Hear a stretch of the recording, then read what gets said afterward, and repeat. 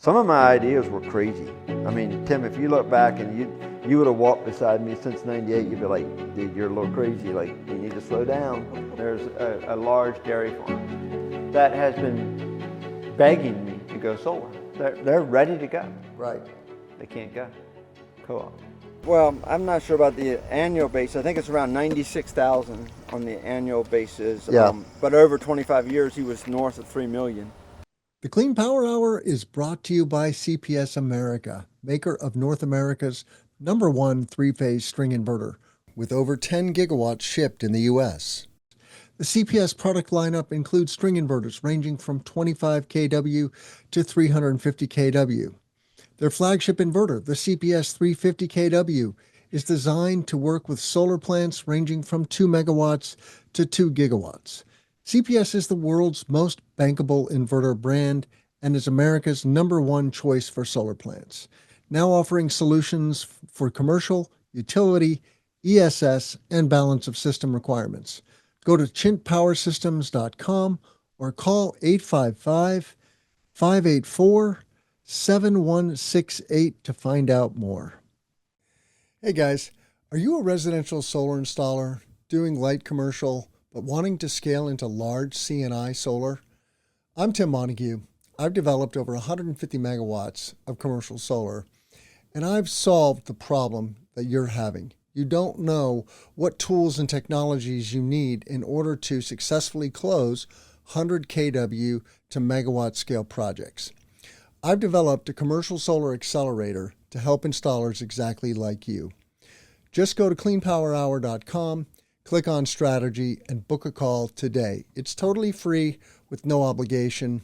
Thanks for being a listener. I really appreciate you listening to the pod.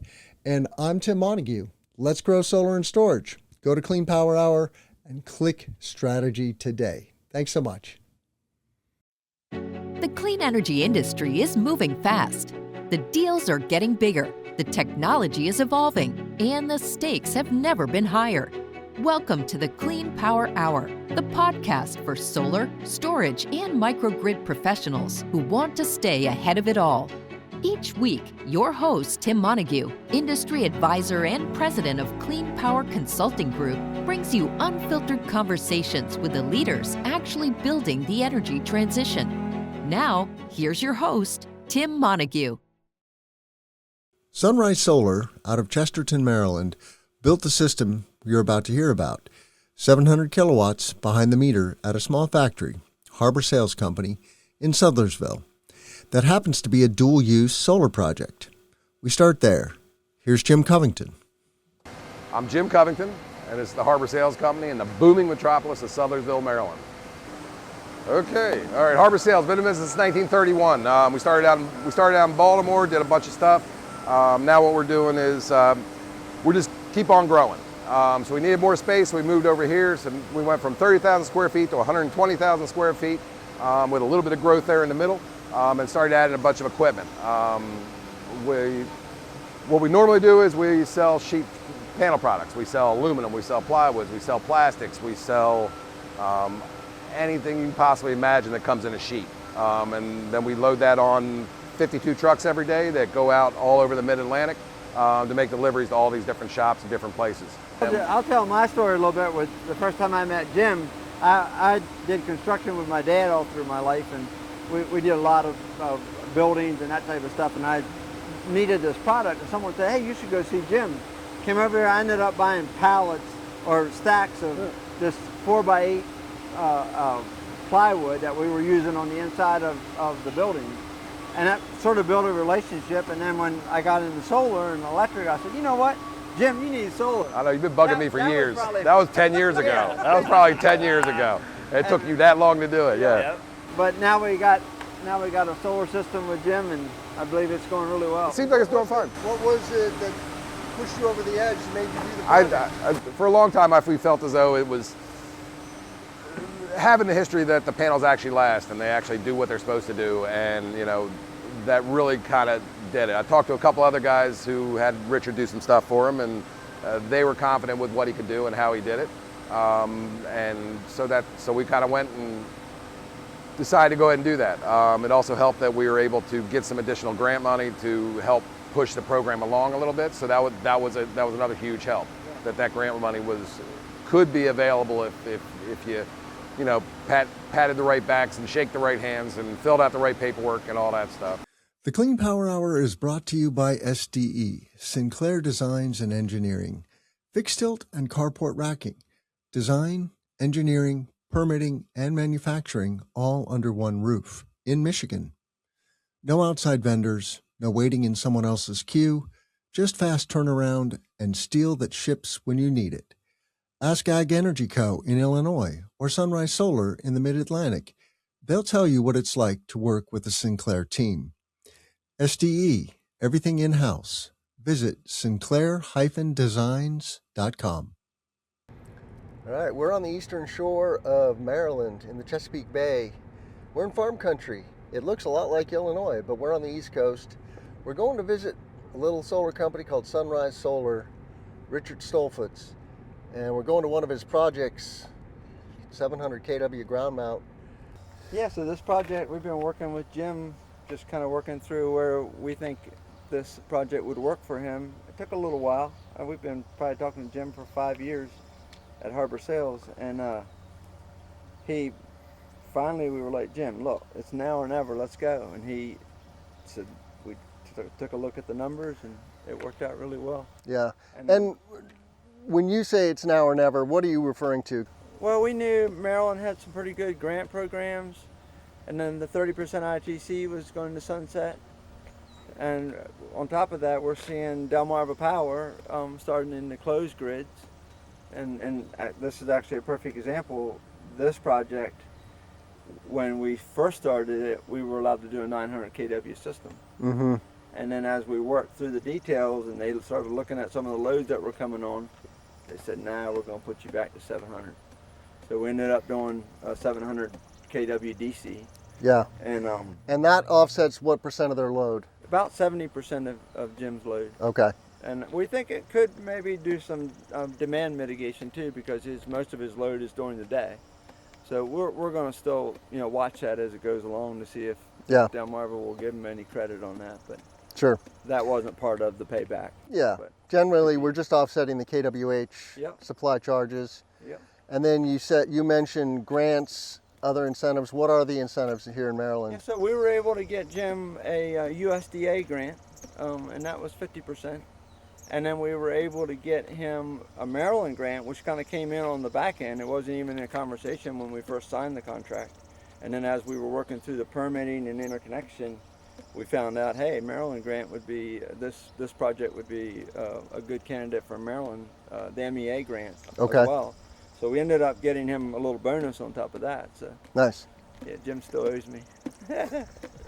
And why, just in general, for a company like this, what's the basic math? You buy a solar array, it pays back with savings, incentives, and the net savings are what on an annual basis? So I'm not sure about the annual basis. I think it's around $96,000 on the annual basis. Yeah. But over 25 years, he was north of $3 million. And that included some renewable energy credits and a few other things. But yeah, so in my experience, C&I customers, they want to save money. They may care about the environment, and clearly this is an agrivoltaics project. He's got some attachment to the environment as well. Yeah. But everybody wants to save money, right? And that's generally why behind the meter solar is happening. Yeah, no, and on top of that, Jim was able to get, I think we levelized Jim's cost at almost zero. So with the levelized cost of energy, he sort of can predict his energy as he moves forward, and that was one of the things that he was really curious about. And Jim went one step farther. I'll come back to this sign here. We were talking about animals because Jim loves animals, and he was like, hey, you know what, I'm going to put sheep in there. And I never even heard of these sheep before, the black Welsh mountain sheep. There's only like 10,000 in the worldwide population. How did you find this breed? This is all right. The way we found it, basically, my oldest son does agriculture stuff. So he was doing an internship at Y Angus down in Y Mills, So he went up there and helped with the sheep. So I went out there, saw him one day, and we were looking across the creek or the river down there, and I see all these black sheep going back across in front of this mansion. And I'm like, what the heck is that? He said, oh, those are, that's the Y plantation, and that's where they keep it, the birthplace of Frederick Douglass. So I'm like, okay, but whatever. So years later, I'm like, you know what, we got to do something. We got to keep the grass cut. So I'm not letting Craig Ingram in there to cut grass. You don't know Craig. Yeah. But I'm not letting him in there to cut grass, so let's do sheep. So what sheep do we want? I said, I saw these black sheep down at Y Mills, so let's go get those. So I talked to my wife about it, and she's like, oh no, I know her, that's Kim. I work out with Kim, blah, blah, blah, and let me get you Casper's number. Casper's the shepherd, so I call Casper, I say, Casper, what can you do? No problem, I'll set you up. Here's how much they cost, here's what we're doing. So I went down, picked them up, and brought them back up here. And it gives a good PR spin, and it helps, and everybody inside kind of gets into it, and I don't have to have Craig cut the grass and break all the solar panels. It was funny, they had a show here in the spring, and Jim said, man, my staff are all into the sheep. They got names and everything. So it's kind of a cool story that he did here with his business and his team of people. Yeah, it turns out, I hear from many O&M companies that it's cheaper to run sheep on a project than to mow the project. Yeah. So it's cost savings, and in this case, dual use. You're growing sheep, you're growing solar. Let's go behind the fence. Cool. And the project, actually, we used, we love our racking companies. Sinclair Racking, can't ask for a better partner. They've been a big part of our growth. It's been amazing. You wouldn't have said that the first time you met them, though. Tell that story, Richard. Well, I came with a little bit of competitiveness, because I came to Kyle. I said, Kyle, I'm flying out there to see your facility because I got burnt twice by other companies. And I said, nah, we're not playing that game. So I said, I'm flying out there. So me and Dan Bogger, my project manager, we jumped in an airplane. It was cold, wintertime, flew into Michigan, and we were like, nah, we're not. We're going to meet these guys. I'm telling you, when the very moment I met those guys, and when we got on an airplane to leave to go back home, I said, they're the real deal, like the real deal. These guys are hands-on making the project. And Kendrick Tice would tell you, my COO, he would tell you that unbelievable how the process. You can talk a little bit about their process. Absolutely. So our relationship with them is such that we'll have a project come up, and Dan can call them and say, our project manager will call them and just say, I need X amount of posts here, because we know how it's going to work. They know what panels we use. They know what inverters we use. And we never worry if something's coming to a job site or not. Timelines aren't an issue. Kyle and his team, they just deliver. Yeah. And it makes our process smooth, really smooth actually. This project, we used two. We'll wait till then. Okay, we used two Chint 350s on this one. Okay. So this is fairly new. Yeah, it's a year old. Yeah. Okay. So the other thing that we really like about Chin is we're able to do these in two inverters for the whole project, which cuts down a huge amount of labor. Yeah. Right. So these are Chint 350s? 250s. Sorry, yeah. 250s. Two inverters, combiner box? Yes. Yep. And then that's the disconnect. Gotcha. Humming away. The other piece that we have to deal with here in this region is telemetry. The utility has to be able to shut all their systems down remotely. Yes. So we always have to build that in, and it pairs really well with Chint. Chint's easy to provide the telemetry. That's the system, and that's the customer. Now here's the company that built it. Back at the shop at Chesterton, we sat down with Richard Stoltzfus and his COO, Kendrick Tice, to find out how Sunrise Solar got started. Tell the origin story. How did Sunrise get started? So Sunrise started in 2010 when we started getting requests. We had a roofing and construction company, and we started getting requests like, "Hey, would you come do this solar install?"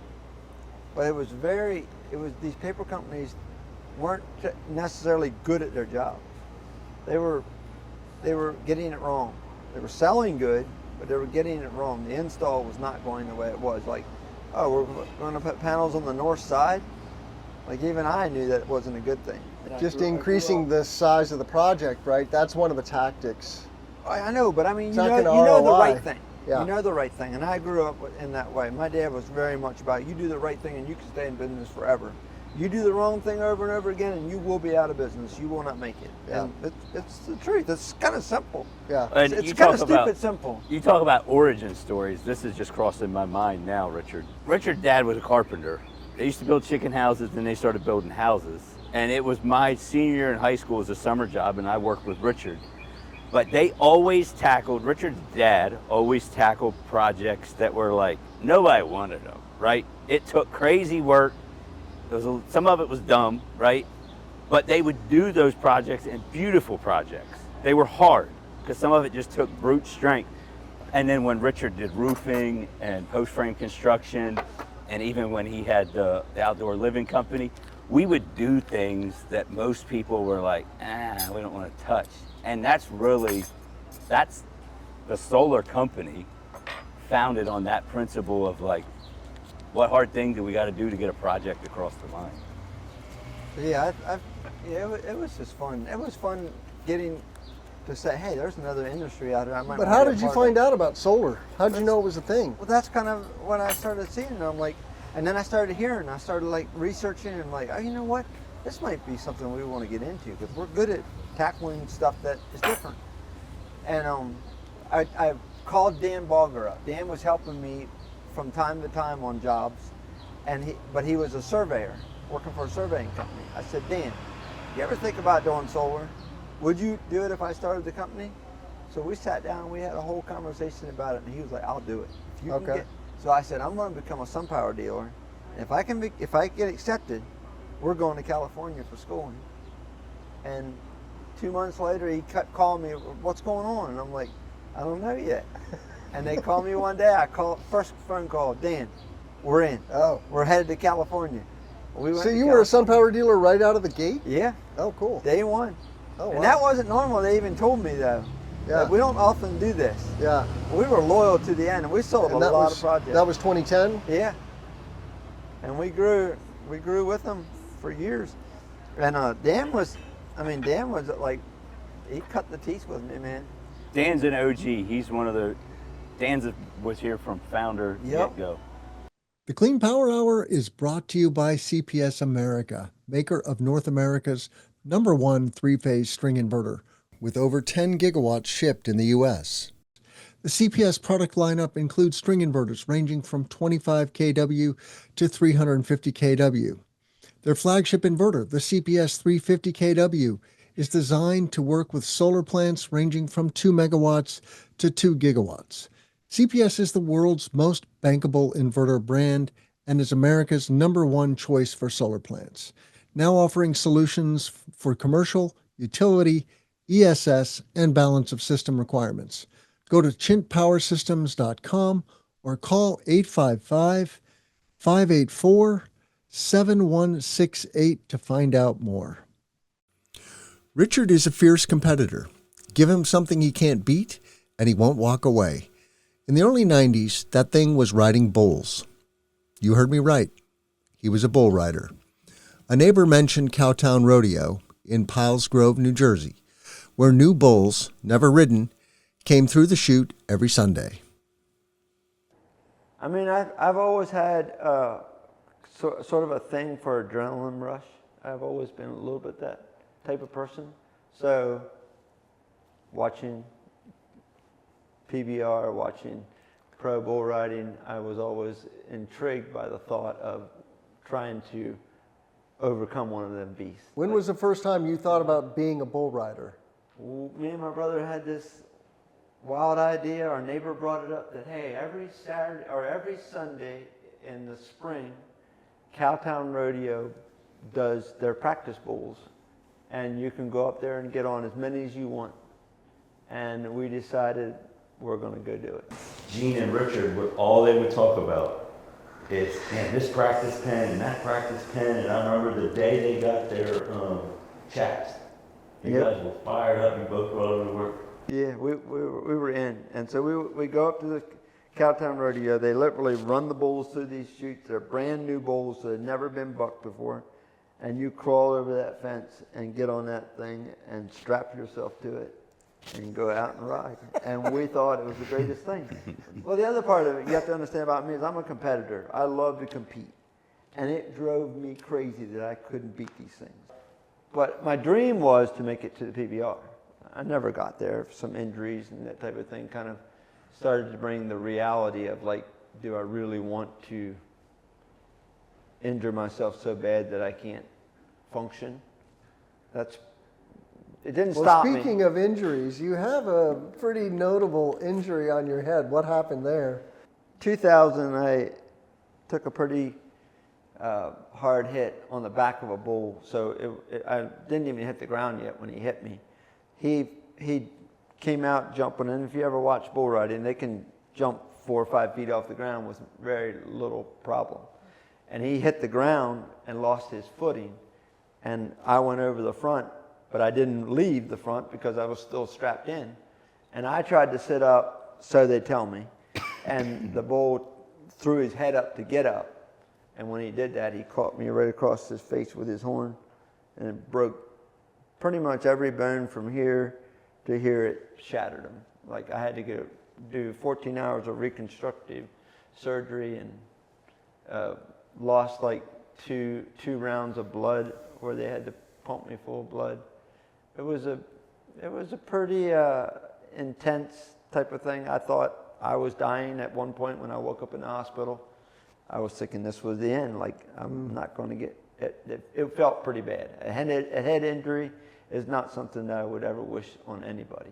But anyways, I got through it, and a year later, from the time I got hurt, I started to ponder this whole thing of like, I can't let this thing beat me.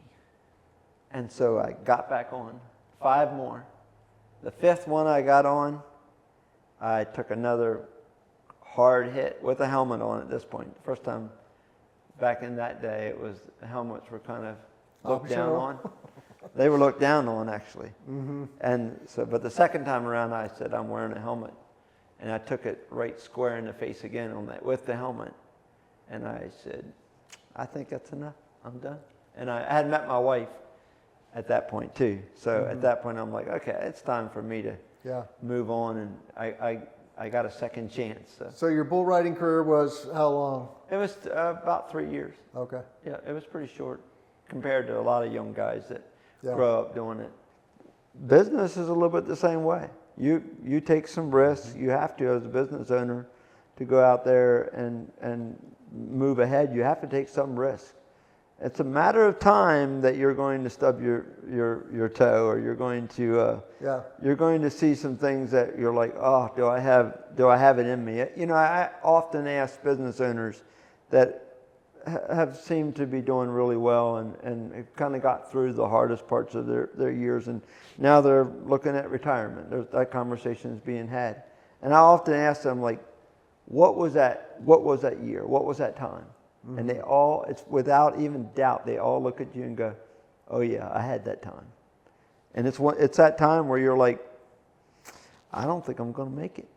And you pull your big boy boots up and you figure out how to get through it. Yeah. And I always said, if you can get through that, then you have an opportunity to do well in business.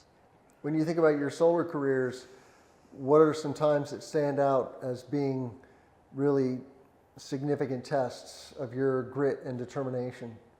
Some of my ideas were crazy.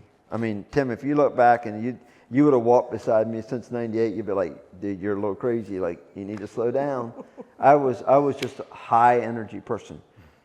Some of that had to be woke up by people that be like, hey guys, you really need to slow down. Like, you're going to not make it in health-wise. I mean, I went through a phase where I didn't sleep but 3 hours a night.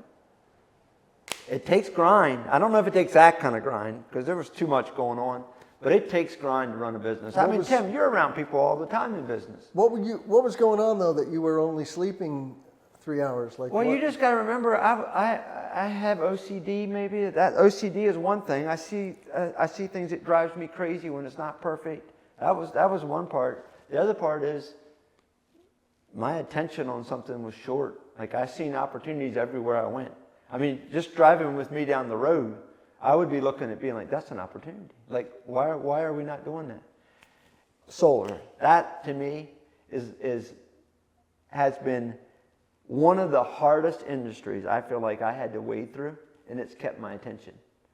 It's not just hard, it's awesome, because you get to build something almost from the floor up. I mean, the industry's so young, and you're just growing this industry, and you're learning new things, and there's new products coming out, new inventions. I think it's one of the most awesome industries to be in, but it's not for the faint of heart. There's been many times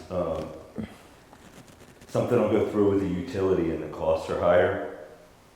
Richard doesn't ever pivot. Richard and Matt, the project goes on, and I've seen them eat cost overruns because they gave the customer a word.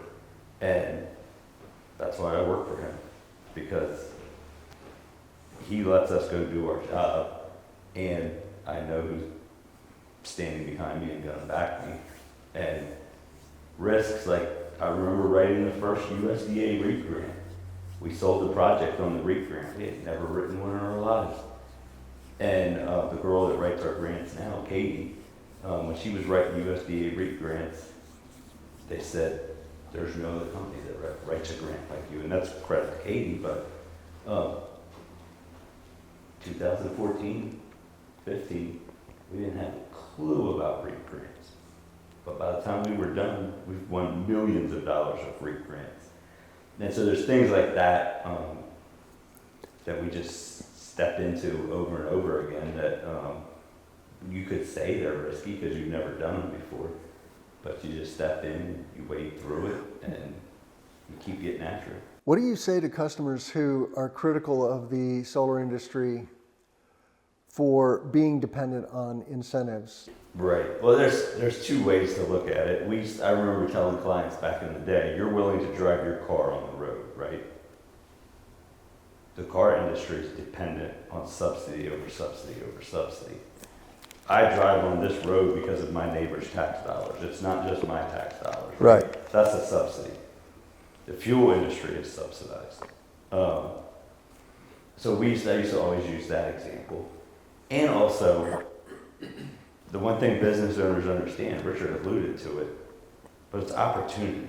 So if somebody's combative, maybe at the end of the day, you weren't going to actually win them. One of the things we used to say always was, is this guy actually our customer, right? Is this gal actually our customer? Is this somebody we want to partner with? So that's one part of it. So if somebody's going to just fight you tooth and nail, maybe they're not a good fit. Yeah. But at the end of the day, it's an opportunity that's in front of you to protect your overhead. Do you want in or do you want out? And I would say in early on in 2010, sitting down with our customers, I would say we had some pushback. But I think the industry now has seen the increase of utility bills, the increase of so many things that are just even beyond just energy. Food, for example, and how agricultural is subsidized, that I believe the industry has become way more educated, whether it's self-education or whether it's folks like ourselves that are bringing the reality of like, this is what's happening, guys. You were always being subsidized on your energy. I feel like early on I wouldn't have been able to identify or didn't have the opportunity or even choice to identify a customer because maybe I needed all the work at that point. I think today we understand which customers we are valued by. And so when we look at our customers, we're like, we can't force you to see the value of what, for whatever reason. If it's because you're negative of clean power, we can't force you to see that. We can only show you the numbers. If they let us in the door, I'll use an example. We sold a project to a school, a private school, high school in Westminster, Maryland. After sitting down with the customer, this is the second sit. The first one was Dave Castle, our sales guy. The second meeting, I was able to accompany him in this meeting. As we were talking, because he was asking questions like, I don't know that I need solar. And I'm like, well, I understand that. Let me just tell you how I see it. And when we were all done through that story, he's like, where do I sign? He's like, why isn't everybody signing? Because he's seen the dollar savings. Yeah. He understood the story I just told him. It wasn't a made-up story. It was stuff you can look up on Google, and today we can look on AI, Chat, GPT. Yeah. But you could look it up, and the story is it's pretty wild if we don't start to change how we think about energy in America, that we are just going to continue to make the same mistakes over and over again. And to me, that's an opportunity. Like, if you look at it in our industry and we say, okay, we can go out and we can build for who? We can build for you. We can build for anybody. But we have to have that sit. We have to be able to come in and sit down and explain it to you. And like when we were at the end of this meeting, I mean, it was literally the second meeting, he was like, where do I sign? He was like, why isn't everybody doing this? Like, because not everybody lets us tell the story. The Clean Power Hour is brought to you by SDE, Sinclair Designs and Engineering, fixed tilt and carport racking, design, engineering, permitting, and manufacturing all under one roof in Michigan. No outside vendors, no waiting in someone else's queue, just fast turnaround and steel that ships when you need it. Ask Ag Energy Co. in Illinois or Sunrise Solar in the Mid-Atlantic. They'll tell you what it's like to work with the Sinclair team. SDE, everything in-house. Visit sinclair-designs.com. Rural electric cooperatives serve roughly 1 in 8 American electricity customers. They are nonprofits owned by the communities they serve, and they exist because investor-owned utilities would not run poles and wire to sparsely populated places. Co-ops are sometimes slow to embrace the energy transition. Every state and region is different. In the case of Maryland, the co-op is standing between a Maryland dairy farm and a solar array. Last week with our sales guy, we were talking about if this grid would open back up or that grid would open back up. There's still so many untapped opportunities out there. There's chicken farmers that want to do solar systems right now. In the PJM. In PJM, and they can't because grid's closed. And, because there's not capacity. Yeah, because there's not capacity, right? Well, let's talk about that a little bit, because I actually just read an article. Where does co-ops fit in today's market? Have you had much conversation about that, Tim? Oh, lots. 40% of our real estate is, at least 40% of our real estate is in co-ops and munis, right? And the largest power company in America by square miles is Touchstone. Yeah. And that's can a co-op. co-ops keep up with the AI market? I don't think they can.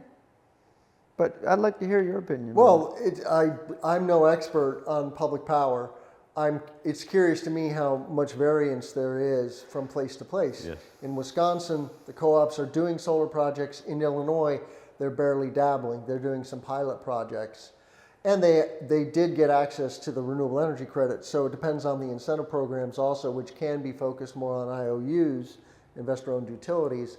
So, but, you know, just like we gave rural America electrification, right? That was hugely subsidized by the federal government. Exactly. Because it didn't pencil to bring poles and wires to all these Right. sparsely populated places 100 years ago. Did not make any sense, It's right? like fiber optics today. Yeah. We're passing it on to everybody. It's subsidized. Power was the same way. Co-ops got to adapt. And not all the co-ops are adapting. We're seeing some, but some of them just are not Yeah, they play adapting. by different rules, and it's another point of friction, unfortunately. Like, the U.S. is such a weird place. We're so decentralized, and we're reinventing the wheel 50 plus times over. Yes. You know. Well, I'll use an example right outside of Chestertown. There's a large dairy farm that has been begging me to go solar. They're ready to go. Right. They can't go. Co-op. Right. Co-ops put They have a limit to cap solar. of like They have 10 a cap. kW or something, Yep. or And they're looking at me and going like, what can we do about this? And I'm like, at this point, we've tried everything. and if you're a co-op operator, how do you think they see the world? I think that they see it moving too fast for them. I mean, they don't have the same opportunities as Exelon or They're threatened larger somehow. companies. They see us cutting into their business, perhaps. Meanwhile, we're going to triple the grid, right, with electrification. Well, but see, their model is different, and that's where it's got to change. Their model is that they're not allowed to sell any energy on PGMs or on Exelon's lines. They're not allowed to sell any extra energy. So as soon as they make more energy than what they use, they look at it as, well, what do we do now? Mm-hmm.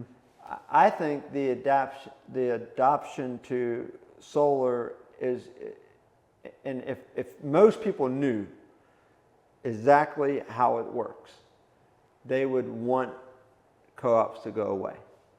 Because as utilities prices go up, and as they're forced to follow that utility and have no choice of going solar, like this dairy farm, they can be in the same dairy co-op group, be talking to Farmer Smith 20 miles away, that's in Delmarva region, right, and has now built a beautiful solar system that has levelized his cost of electric down to a penny.